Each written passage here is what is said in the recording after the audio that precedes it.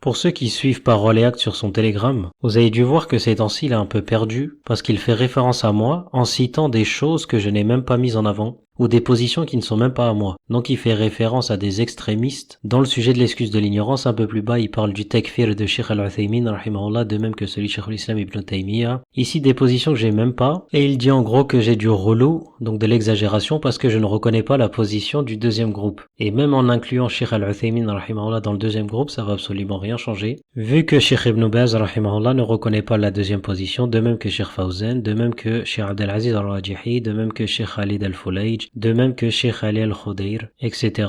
Mais bon, passons à la suite. Comme on l'a vu avec le hadith d'Ibn Sari' radiyallahu anhu, il y aura 4 personnes qui protesteront le jour de la résurrection et parmi eux, un homme qui est mort dans une période de rupture du message divin. Il dira, mon Seigneur, aucun de tes messagers ne s'est adressé à moi. Maintenant la question c'est est-ce qu'à notre époque il y a des gens qui peuvent être considérés comme étant des gens de la rupture, Ahlul Fatra. Ahlul Fatra à notre époque ça serait des gens comme ça. According to Huawei, they don't believe that the white man exists. But if they do, that makes me one of the living dead.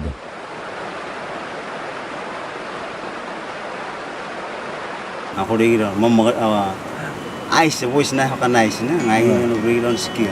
Ahlul Fatra, c'est des gens comme ça qui ne savaient même pas qu'il y avait des humains avec la couleur de peau blanche ou qu'il y avait des continents dans lesquels il faisait froid et il y avait de la neige. Donc ils sont tellement isolés du monde qu'ils ne savent même pas ce que signifie religion, etc., etc. Ça, c'est ce que l'on considère comme étant Ahlul Fatra, les gens de la rupture. Maintenant, réécoutons un audio de Sheikh Fawzan dans lequel il fait la différence entre ceux qui sont réellement ignorants, donc qui peuvent être considérés comme Ahlul Fatra, et ceux qui sont négligents dans la recherche de la science religieuse. هذا لا يعذر فيه بالجهل يعني يسأل أهل العلم يطلب العلم يتعلم يقرأ هذا يمكن زواله فلا يعذر إذا بقي عليه أما جهل لا يمكن زواله ما عنده أحد ولا يسمع شيء ولا يدري عاش منقطعا ولم يسمع بشيء هذا ما يمكن زواله هذا يعذر به يكون من أصحاب الفترة ما يحكم بإسلامه لكن يكون من أصحاب الفترة فوض أمره إلى الله ما كنا معذبين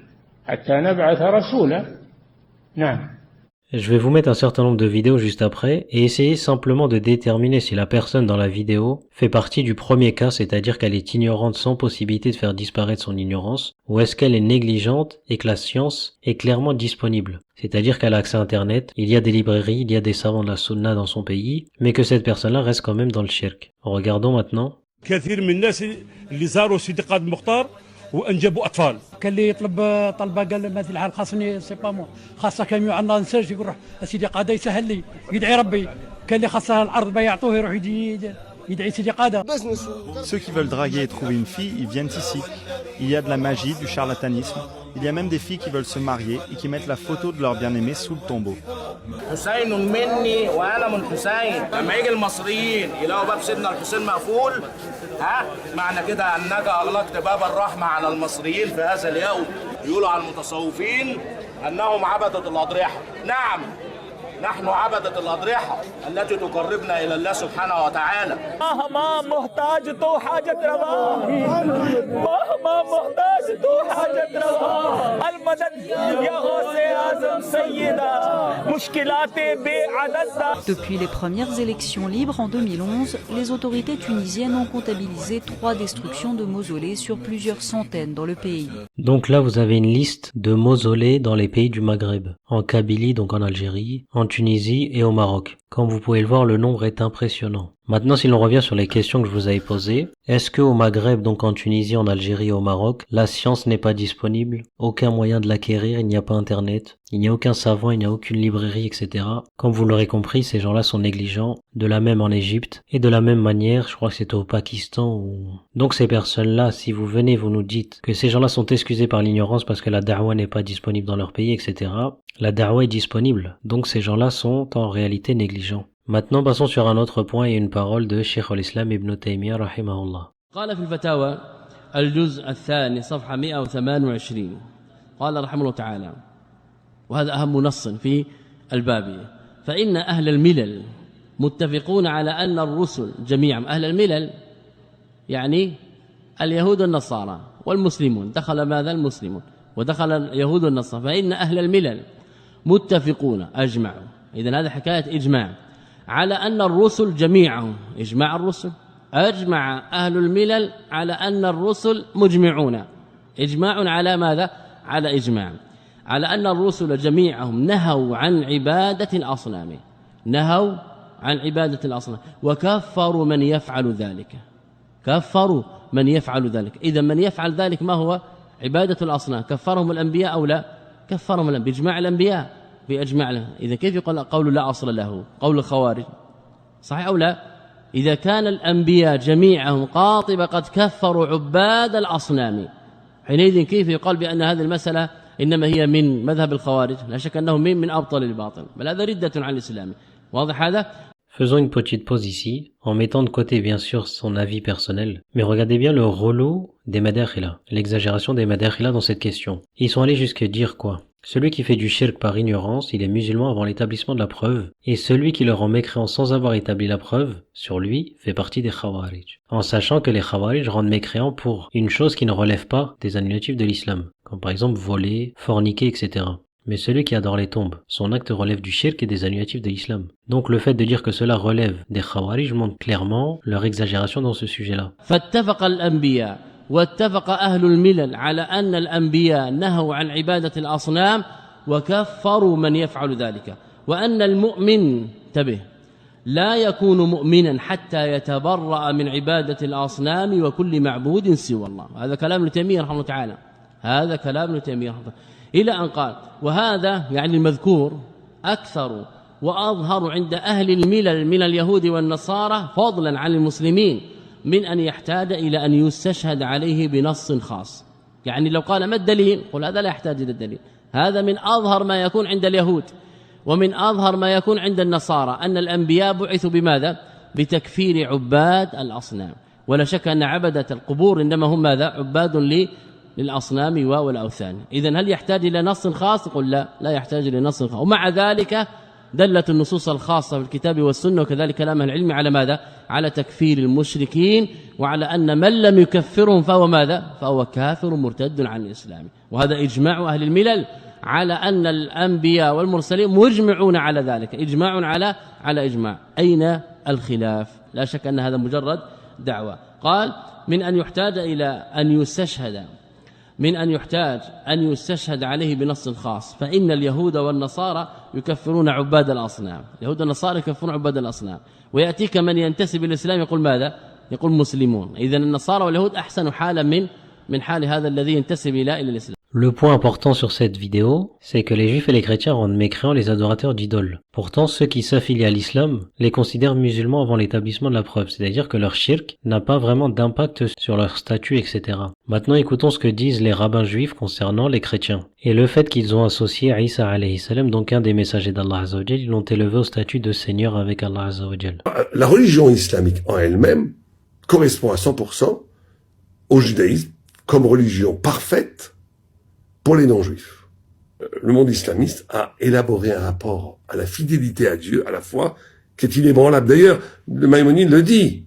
Ils disent que les musulmans ont une émouna she'en dofi. Ils ont une foi qui n'a pas de tâche. On n'a pas besoin d'eux pour savoir que l'islam est la vérité. Néanmoins, ce qu'il dit, c'est que les musulmans ont une foi qui n'a pas de tâche, ce qui signifie que les musulmans sont monothéistes et ne vouent l'adoration qu'Allah Azza wa Jal, le créateur de toutes choses. Et parmi les choses que les musulmans font, c'est le fait de rendre mécréant celui qui voue l'adoration à autre qu'Allah Azza wa Jal. We have the same God as the Arabs. We believe in the same God, one God. So it's a paradox. See, the Christians believe in the Trinity.